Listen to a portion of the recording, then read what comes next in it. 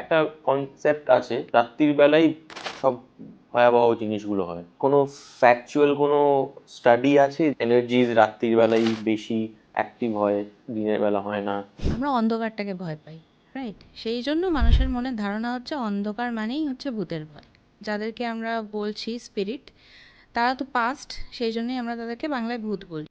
সেই এনার্জিস কি চোখে দেখতে পাচ্ছে যে এখন অন্ধকার, আমি এখন বেরোবো, এখন তো আলো আছে, আমি এখন বেরোবো না? সেটা তো নয়। এনার্জি তো সবসময়ই তোমার চারপাশে ঘুরে বেড়াচ্ছে।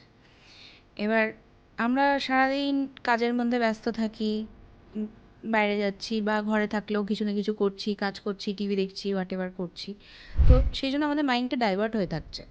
আর রাত্রির বেলা কম্পারেটিভলি সাউন্ড অনেক কম থাকে, সেই হিসাবে আমাদের সেন্সেসগুলো আর একটু বেশি অ্যাক্টিভ থাকে। প্যারানর্মাল অ্যাক্টিভিটিগুলো যদি হয়ে থাকে দিনের বেলা, তার থেকে রাতে বেশি আর ক্যাচ করা বেশি মানুষের জন্য বেশি ওটা ইজি। থাকে ওনারা সবসময়, কিন্তু সেন্সটা আমরা রাত্রিবেলা বেশি করতে। এই যে তোমাকে বললাম বেনাগ্রামে যে সাউন্ডটা ক্যাপচার হয়েছে, কেন হয়েছে? কারণ ওটা একদম শান্ত, মানে পিন ড্রপ সাইলেন্স জায়গা। তবেই ওটা গিয়ে আমরা দিনের বেলাতেও করে সেই সমস্ত জিনিসগুলো পেয়েছি।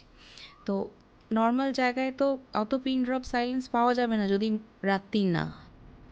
সেই কারণে আমরা রাতে ইনভেস্টিগেশনগুলো করি।